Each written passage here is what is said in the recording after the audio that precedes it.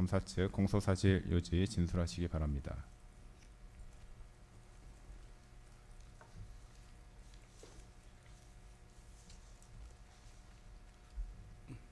박억수 특별검사보입니다. 지난 공판 준비 기일에 특검이 공소 제기한 1년 후 헌법 파괴 범행에 대해 구두로 요지를 진술한 바 있습니다. 오늘은 정식 재판으로는 1회 공판 기일이고 특히 국민들께 공개되는 첫 재판인 만큼 재판부와 국민들께 특검이 수사하여 기소한 공소사실의 내용과 취지를 좀 더 소상히 설명드릴 필요가 있어서 간략하게나마 프리젠테이션 형식으로 모두 진술을 하고자 합니다. 본격 프리젠테이션에 앞서 개괄적인 흐름을 말씀드리면 공소사실 전반부는 피고인이 내란 범행을 하는 과정에 이르는 과정에서 어떻게 헌법상 권력 통제 장치를 무력화했는지, 내란 범행 후 어떻게 헌법 파괴 범행을 은폐하거나 무마하려 했는지 등에 관한 것이고, 국무위원 심의권 침해, 부서 사후 작성, 허위 외신 공보, 공소사실이 이에 해당합니다.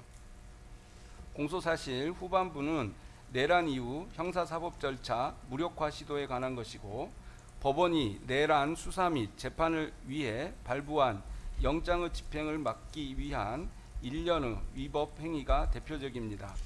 각 공소사실별로 보다 구체적인 내용은 준비된 PPT를 통해 이어서 진술하겠습니다. 네, 이희종 검사입니다.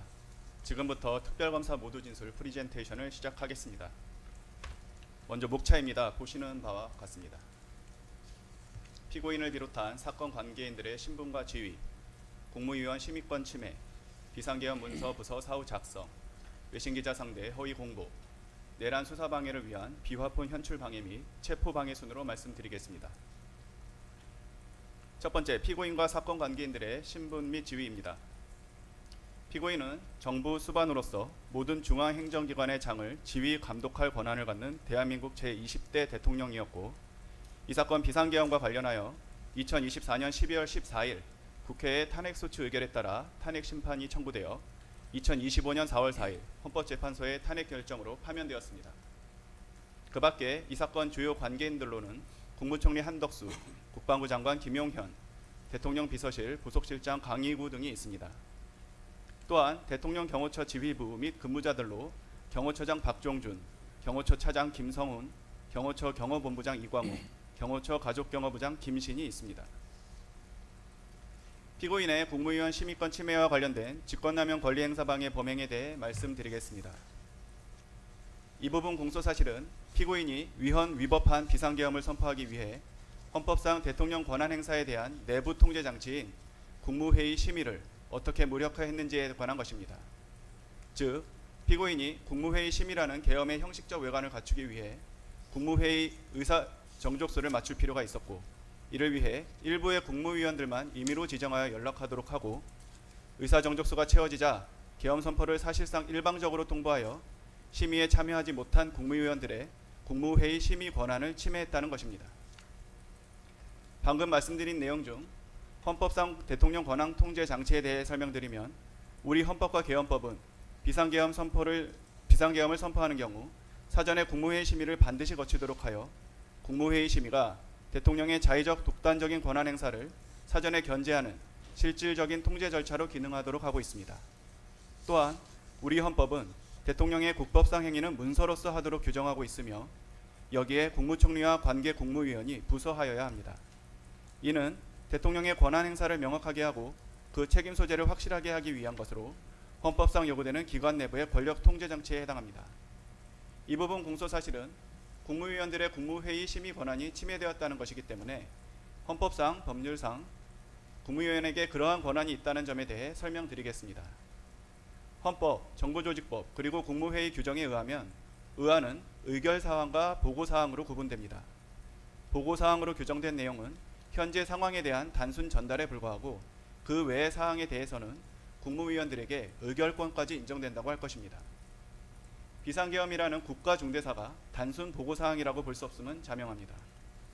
또한 대통령의 계엄 선포를 위해서는 국무총리 및 국무위원 전원의 부서가 필요하다는 점을 고려해 보면 계엄 선포에 관한 국무회의 의결과 국무위원회 부서를 위해서는 국무회의에서 국무위원들이 자유롭게 토론하고 의견을 교환하는 등 실질적인 심의가 이루어져야 합니다.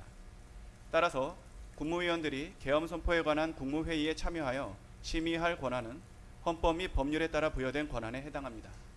이러한 관점에서 이 부분 사실관계를 구체적으로 말씀드리겠습니다.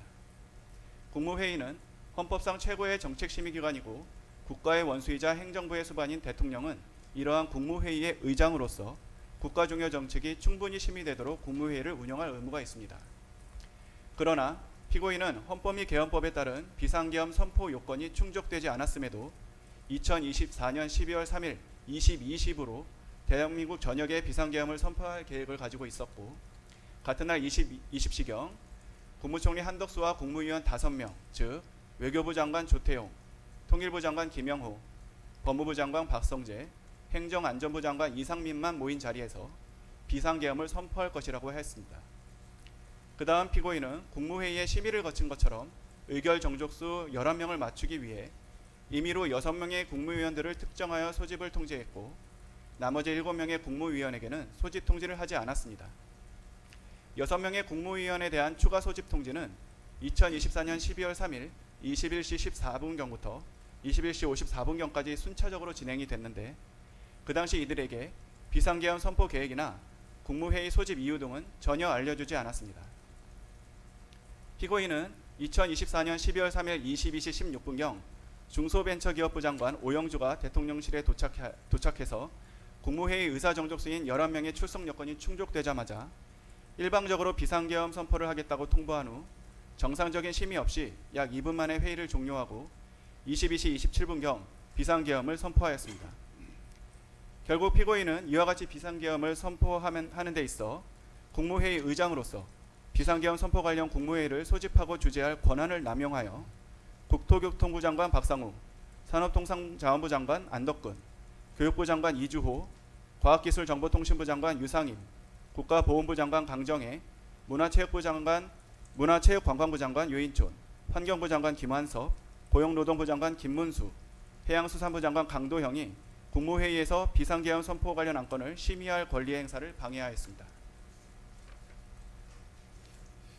다음은 헌법상 또 다른 대통령 권한남용 통제장치인 문서주의 및 부서제도를 무력화한 것과 관련된 공소사실입니다. 즉 피고인이 비상계엄 선포 절차의 하자를 은폐하기 위해 비상계엄 관련 문서와 부서를 사후에 작성하고 추후 임의로 폐기한 범행에 대해 말씀드리겠습니다. 피고인은 국무위원 부서는 물론 어떠한 문서에 의하지도 않고 비상계엄을 발표하였고 며칠 후에야 마치 국무총리와 국무위원이 부서한 계엄 선포 문건이 계엄 선포 전에 작성되었던 것처럼 사후적으로 작성하였다가 폐기했다는 것이 이 부분 범죄 사실의 요지입니다. 헌법과 계엄법에 따라 국방부 장관은 대통령에게 비상계엄 선포를 건의할 때 국무총리를 거쳐야 하고 비상계엄 선포는 대통령의 국법상 행위로서 문서의 형식으로 하여야 하며 그 문서에는 국무총리와 관계국무위원이 부서를 해야 합니다. 그리고 헌법이나 법률은 보안이나 시급성 등을 이유로 하여 부서를 생략하거나 국법상 행위 이후에 보완할 수 있다는 예외를 인정하지 않고 있습니다. 하지만 앞서 말씀드린 바와 같이 국방부 장관 김영현이 피고인에게 계엄 선포를 건의할 때 국무총리 한덕수를 거치지 아니하였고 부서 제대와 같은 계엄 선포에 필요한 절차가 준수되지 않는 등 대통령의 비상계엄 선포에 대한 사전 통제 장치가 전혀 기능하지 못하였습니다. 비상계엄 해제 이후 피고인의 비상계엄 선포가 실체적 절차적 요건을 갖추지 못하여 탄핵 사유에 해당한다는 문제 제기가 지속되었고 2024년 12월 4일에는 국회에서 피고인에 대한 탄핵 소추안을 발의하였으며 그 무렵부터 수사기관에 비상계엄 관련 내란 사건 수사가 본격적으로 진행되었습니다. 그 과정에서 대통령 비서실 부속실장 강희구는 12월 6일경 대통령, 국무총리, 국방부 장관의 서명란이 기재된 2024년 12월 3일자 비상계엄 선포문 표지를 워드로 작성하였고 슬라이드 우측 하단에 보시는 바와 같은 양식입니다. 그 뒤에 한덕수로부터 전달받은 비상계엄 선포문을 첨부하였습니다. 이 한덕수로부터 전달받은 비상계엄 선포문은 한덕수가 비상계엄 선포 당시 대통령실에서 받았던 비상계엄 선포문을 보관하고 있다가 강의구의 요청으로 강의구에게 전달한 것이었습니다. 강의구는 위와 같이 2024년 12월 3일자 비상계엄 선포문을 만든 후 국무총리 한덕수로부터 부서를 받았고, 이어서 김영현으로부터도 부서를 받은 다음 12월 7일 피고인에게 보고를 했습니다. 이에 피고인은 2024년 12월 3일자 비상계엄 선포문의 대통령란에 서명을 하여 강의구에게 전달했습니다.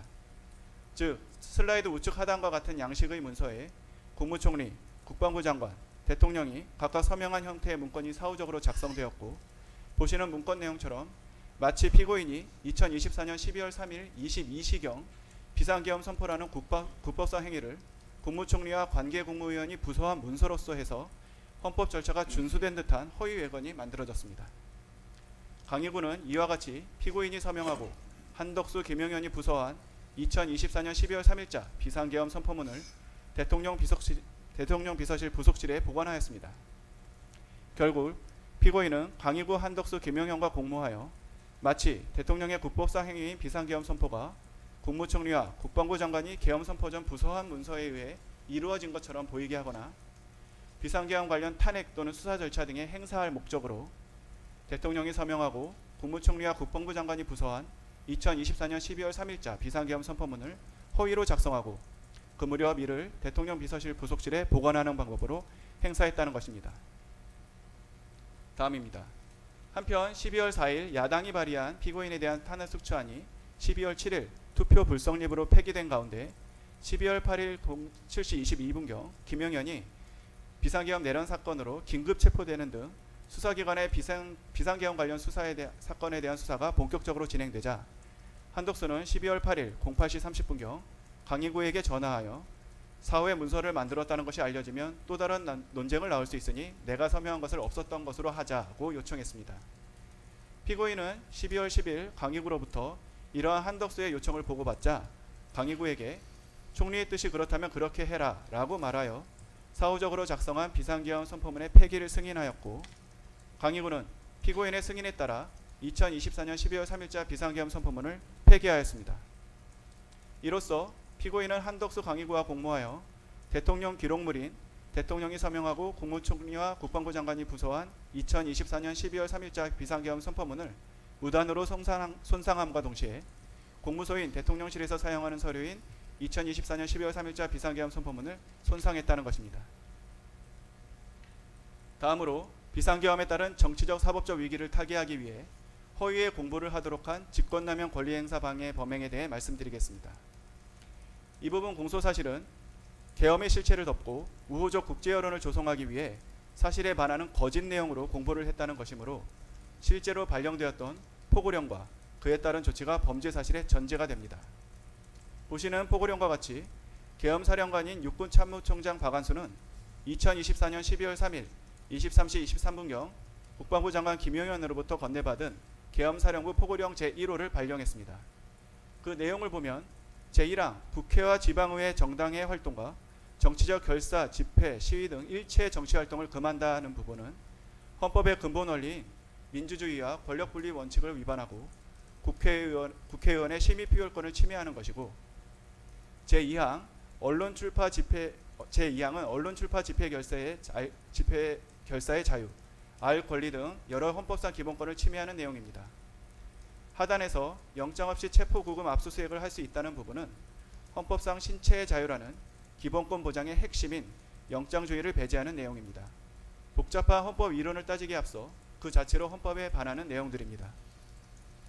그와 같이 위헌 위법한 포고령과 피고인의 지시에 따라 경찰과 군인은 국회 봉쇄, 선거관리위원회 민주당사 등 장악, 주요 인사에 대한 영장 없는 체포 및 구금 등을 시도하며 국헌문란 목적의 폭동을 일으켰습니다.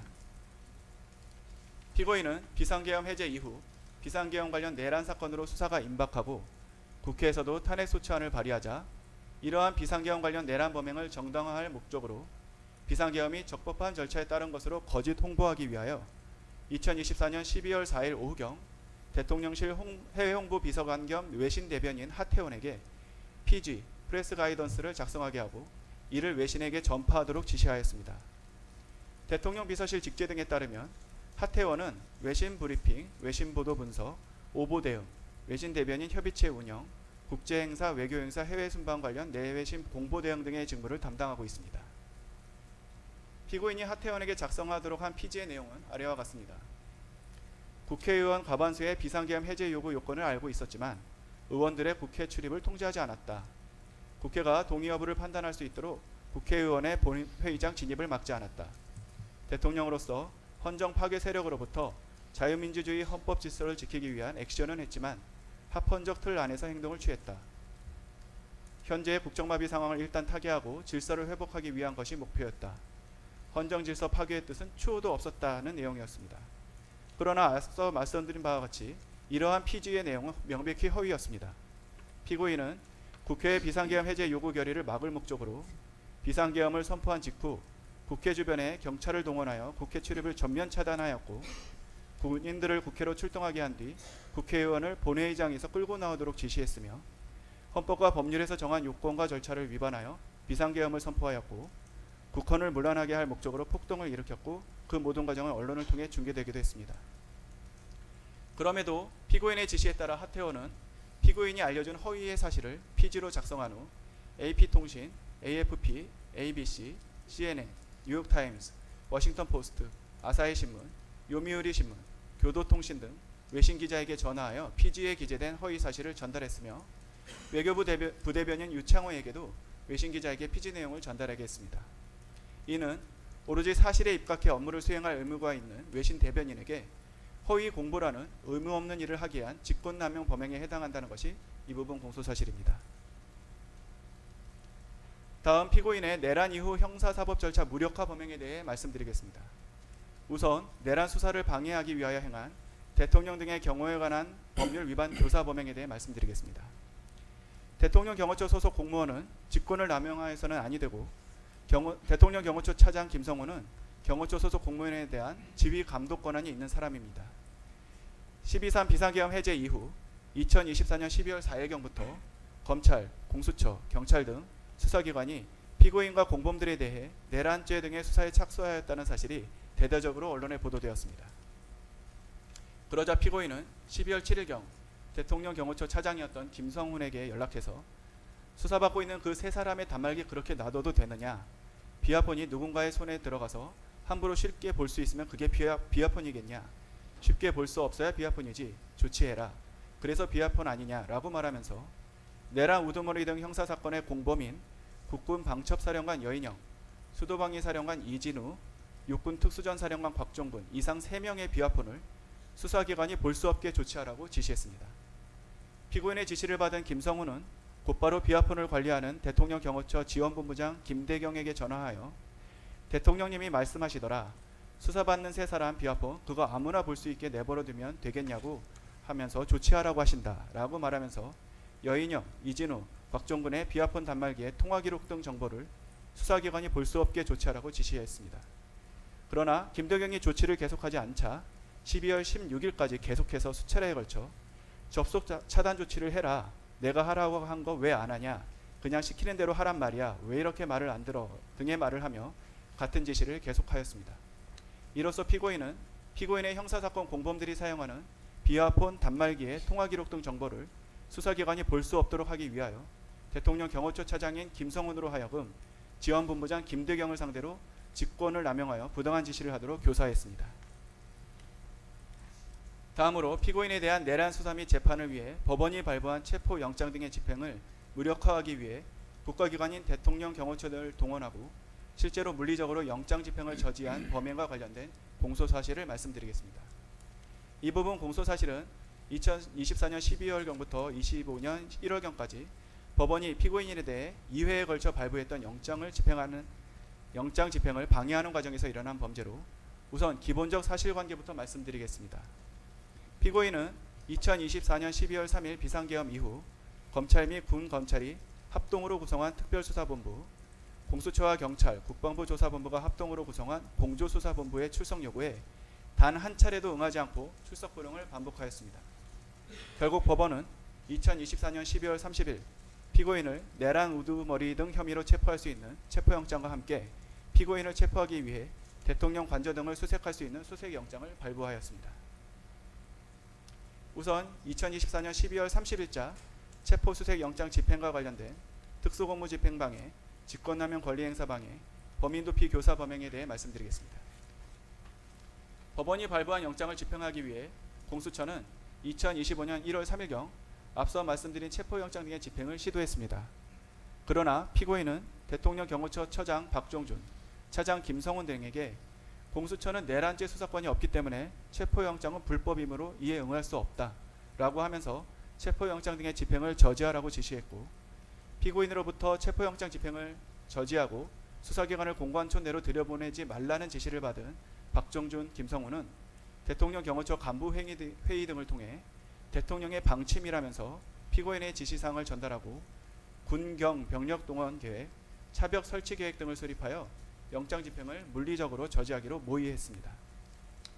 2025년 1월 3일 영장 집행이 개시되자 박종준, 김성훈 등은 대통령 경호처에 배속된 제55 경비단과 제33 군사경찰 경호대에 연락하여 병력 증원을 요청하고 대통령 경호처 소속 공무원 등을 동원하여 공관총 1정문에서부터 대통령 관저 앞에 이르기까지 대형 버스 등을 차벽으로 설치하여 3중의 저지선을 구축하고 차벽 주변에 대통령 경호처 소속 공무원 등으로 하여금 인간 스크럼을 짜게 하는 등의 방법으로 영장 집행 담당 공무원 등의 대통령 관저 진입을 저지하고, 그 과정에서 공수처 소속 검사, 수사관 등 영장 집행 담당 공무원을 가로막고 붙잡고 밀치는 등의 유형력을 행사했습니다.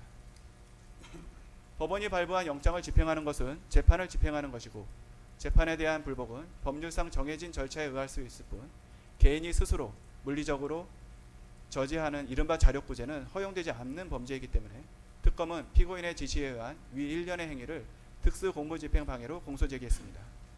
특히 피고인이 대통령 경호처 처장 박종준, 차장 김성훈을 통해 경호관들로 하여금 경호와 무관한 영장 집행 방해 행위를 하도록 한 것은 직권남용 권리행사 방해에 해당하는 것으로도 공소제기했습니다. 법관이 발부한 영장으로 국가의 구금시설에 구금하는 것은 형사사법작용에 따른 법 집행이고, 경호 대상자의 생명, 신체 및 재산에 대한 위해가 아니므로 이를 저지하는 행위는 대통령 경호법에 따른 경호의 범위를 일탈하는 것으로 허용되지 않기 때문입니다. 또한 피고인이 타인으로 하여금 자신에 대한 체포를 막도록 한 행위는 형법상 범인도피 교사에 해당하는 것으로도 공소를 제기했습니다. 다음 2025년 1월 7일자 체포수색영장 등 재판 집행 관련 직권남용 권리행사 방해 범행입니다. 1차 체포영장 등 집행 저지 이후 박종준이 2025년 1월 10일경 특수공무집행 방해 등 혐의로 경찰 조사를 받는 과정에서 사직서를 제출했고, 사직서가 수리되어 김성훈 차장이 처장 직무대행직을 맡게 되었습니다. 한편 공수처는 위와 같이 1차 체포영장 등의 집행이 무산된 후 2025년 1월 7일 피고인에 대한 체포 및 수색영장을 다시 발부받아 2025년 1월 15일 영장 집행을 시도하였습니다. 피고인은 자신에 대한 공수처의 영장 재집행을 예상하였고, 공수처의 체포영장 등 집행에 응할 수 없다는 피고인의 기조는 대통령 경호처장 박종준의 사임으로 처장 직무대행이었던 김성훈과 경호본부장 이광우에게 계속하여 유지되었습니다. 이러한 피고인의 기조에 따라 김성훈, 이광우는 공수처의 체포영장 등 집행을 저지하기 위해 대통령 경호처 소속 공무원 등을 동원하여 공관촌 내 주요 지점에 차벽과 윤형 철조망을 설치하고 인간 스크럼 짜기 훈련을 수차례 실시하였습니다. 이로써 피고인은 김성훈, 이광우와 공모하여 대통령 경호처의 업무를 총괄하고 소속 공무원을 지휘 감독하는 대통령 경호처장 등의 권한을 남용하여 소속 공무원으로 하여금 2025년 1월 7일자 체포영장 등 재판의 집행을 저지하기 위해 차벽과 철조망을 설치하게 하거나 인간 스크럼 훈련을 실시하도록 하는 등 의무 없는 일을 하게 하였습니다. 앞서 말씀드린 것과 같이 위와 같은 행위는 경호의 범위를 벗어나는 것이므로 직권남용 권리행사 방해죄에 해당합니다. 다음으로 위력 순찰 등 총기 소지와 관련된 직권남용 권리행사 방해 범행에 대해 말씀드리겠습니다. 피고인은 공수처의 영장 재집행을 저지하기 위해 2025년 1월 7일경 김성훈, 이광우 등이 참석한 오찬 자리에서 언론에서는 2차 체포영장 집행을 위해 특공대와 기동대가 들어온다고 하는데 걔들 총 쏠 실력도 없다. 경찰은 전문성도 없고 총은 경호관들이 훨씬 잘 쏜다. 경찰은 니들이 총기를 가지고 있는 것을 보여주기만 해도 두려워할 거다. 총을 가지고 있다는 걸 좀 보여줘라. 등의 말을 하며 외부의 총기가 잘 보이도록 휴대한 상태에서 순찰을 하여 위력을 보이는 위력 순찰을 하도록 지시했습니다. 이에 따라 김성훈, 이광호는 경호처 대테러 직원들로 하여금 위력 순찰을 하도록 하고 이광호는 기관단총 2정과 실탄 80여 발을 가족경호부 사무실에 배치해두기도 하였습니다. 이로써 피고인은 김성훈, 이광호와 공모하여 경호처 소속 공무원으로 하여금 위력 순찰 등을 실시하도록 하는 등 의무 없는 일을 하게 하였고, 이 부분도 앞서 말씀드린 것과 같은 이유로 직권남용 권리행사 방해로 기소를 했습니다. 특별검사는 이와 같은 일련의 헌법파괴 및 형사사법체계 부정행위에 대해 피고인을 특수공무집행 방해, 허위공문서 작성 및 허위작성 공문서 행사, 대통령 기록물 관리에 관한 법률 위반, 공영서류 손상, 직권남용 권리행사 방해, 대통령 등의 경호에 관한 법률 위반 교사, 범인도피 교사로 공소제기하였고 각 적용법조는 보시는 바와 같습니다. 이상으로 특별검사의 공소유지 진술을 마치겠습니다.